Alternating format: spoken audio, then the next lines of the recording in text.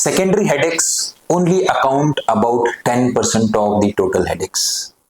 But identification of these secondary headaches is very important because some of them can be life threatening. So इस video में हम in secondary headaches को कैसे early identify कर सकते हैं वो जानेंगे।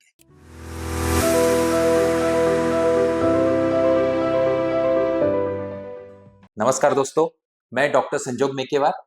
आई am consultant interventional spine and pain physician and also the director of Jivisha spine pain and regenerative clinic.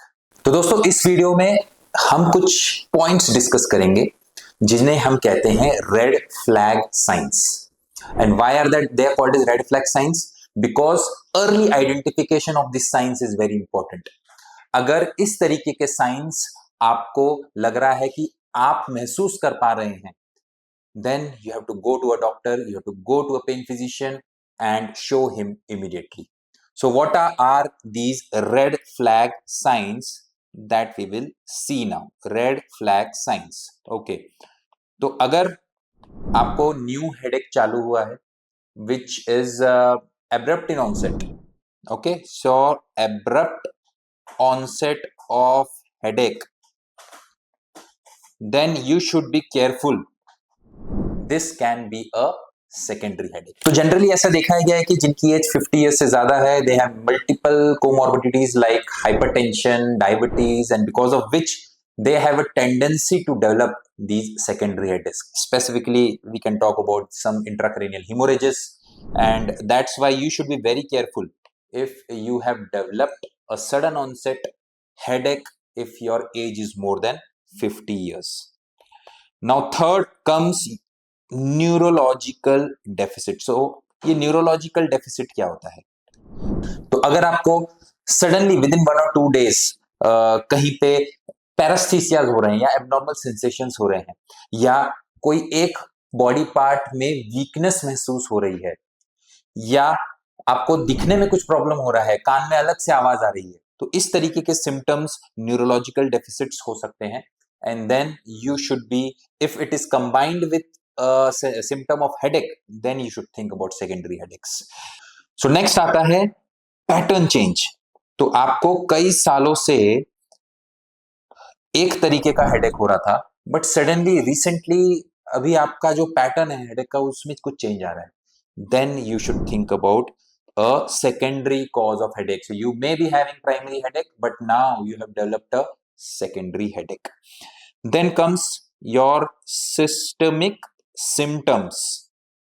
Okay, so what are these systemic symptoms?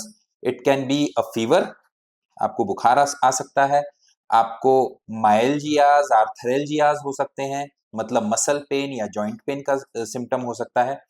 तो इस तरीके के सिम्टम्स अगर आपके हेडेक के साथ हो रहे हैं, then it can be a secondary headache. Next, systemic symptoms में ही हम कुछ चीजें इंक्लूड करते हैं, जैसे कि अगर आपको कोई इम्यूनोलॉजिकल प्रॉब्लम है, जैसे कि HIV, राइट, HIV इन्फेक्शन है, HBS AG इन्फेक्शन है, हेपेटाइटिस इन्फेक्शन है, then there are chances that you can get some infections and because of which you are having this secondary headache. Next comes your positional change। तो आपका headache जो है वो आपकी position के साथ अगर चेंज हो रहा है, तो एग्जाम्पल के तौर पे अगर आपका हेडेक लेटने के बाद बढ़ रहा है और बैठने के बाद कम हो जा रहा है, then this can be a sign of some tumor in your brain. Brain tumour के पेशेंट्स में इस तरीके का पोजिशनल हेडेक हो सकता है, and your again this headache will be your secondary headache. Then comes your some signs like a sign of papilloedema। तो अगर आप डॉक्टर के पास गए हैं और डॉक्टर को लग रहा है कि ये सेकेंडरी हेडेक है, and there are some other signs of intracranial pressure increase, then they do something called as fundoscopy, जिसमें आंख के अंदर एक इंस्ट्रूमेंट के थ्रू देखा जाता है और आंख का जो पीछे वाला एरिया रहता है जिसे हम ऑप्टिक डिस्क कहते हैं, ओके, और वहां पे अगर कुछ सूजन आती है, then that is called as papilloedema, and this is a sign of increase in intracranial pressure। Sir का प्रेशर बढ़ने का साइन है, और वो प्रेशर कब बढ़ता है? in some cases of secondary headaches। and the last point is Valsalva manoeuvre. What is Valsalva manoeuvre? तो अगर आप अपना नाक और मुंह बंद करके सांस बाहर छोड़ने का ट्राई करेंगे, then there is an pressure which is created inside your thorax. और इस मैन्युवर के दौरान अगर आपका हेडेक का इंटेंसिटी बढ़ता है, then this again is a sign that your pressure inside your brain is more, your ICP is more, and it can be there is a cause of a secondary headache.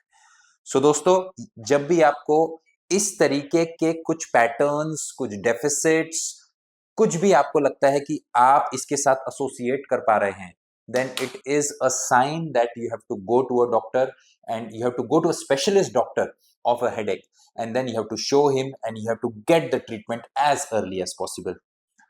तो आशा करता हूं इस video में आपको समझ में आया होगा कि कौन से पॉइंट्स को आपको ध्यान रखना है और नजरअंदाज नहीं करना है, ताकि आपका हेल्थ इशू कुछ परमानेंट इशू में कन्वर्ट ना हो जाए। तो दोस्तों, अगर आप भी कोई हेडेक से पीड़ित हैं, लंबे समय से पीड़ित हैं, और आपको आपके हेडेक के बारे में कुछ जानना है, तो आप कमेंट सेक्शन में कमेंट करके हमें डेफिनेटली पूछ सकते हैं। We will be very happy to help you in the journey of treatment of your headache. Thank you.